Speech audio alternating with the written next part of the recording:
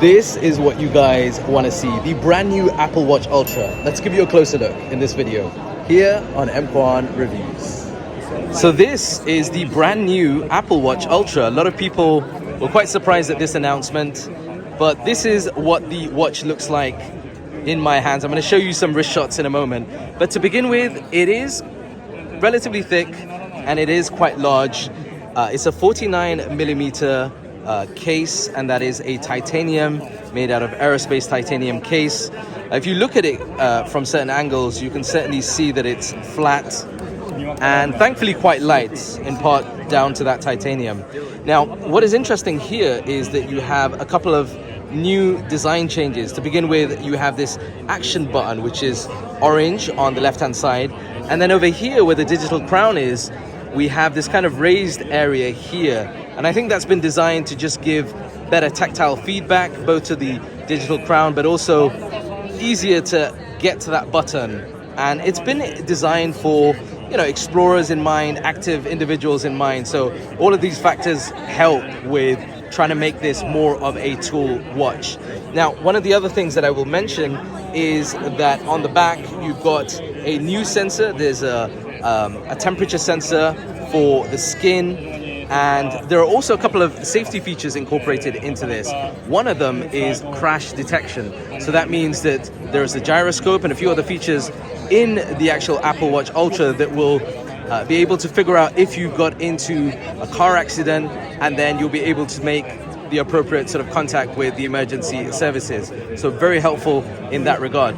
The action button is my favorite part of the new Apple Watch Ultra. Right now, I have it set to outdoor run workout. So you see I pressed it once, it queued it up immediately. I press it one more time, and with the precision start feature, it actually starts a workout without the 3, 2, 1. Oh, interesting. Okay. So let me show you how it can also be used within the outdoor run workout. Okay. So based on what you have it set as, the second step of the action button is a different function. So here, mark a segment, and then I can pinch it if I want to pause a workout. Interesting. And that's really nice because then you don't have to swipe with sweaty fingers when you're mid-run. So it's like multifunctional. It's multifunctional. So here's the other functions that you can use it for. So I might not always be running, right? I can program it, limited list, but stopwatch, waypoint. So you can drop a waypoint with it, start a backtrack, start your dive, use it as a flashlight, or use it as nothing. And something that'll always be used for is if you long press it, it pulls up the emergency panel. And so you can set off the siren to show your medical ID, start your backtrack, or do an emergency call. I guess the thicker design also means that you have larger battery, because this is slated to have 36 hours of battery life that can extend all the way up to 60.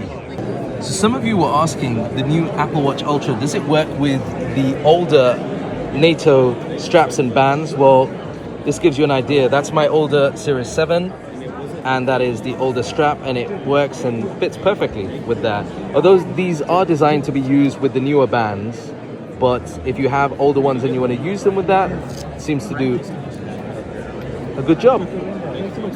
This is one of the other features that they mentioned, that if you want to dim it down, dim that display down so it's easier on the eyes, you can simply do that by using the digital crown, taking it all the way back there, and it removes some of the lighting to make it easier to see in the dark.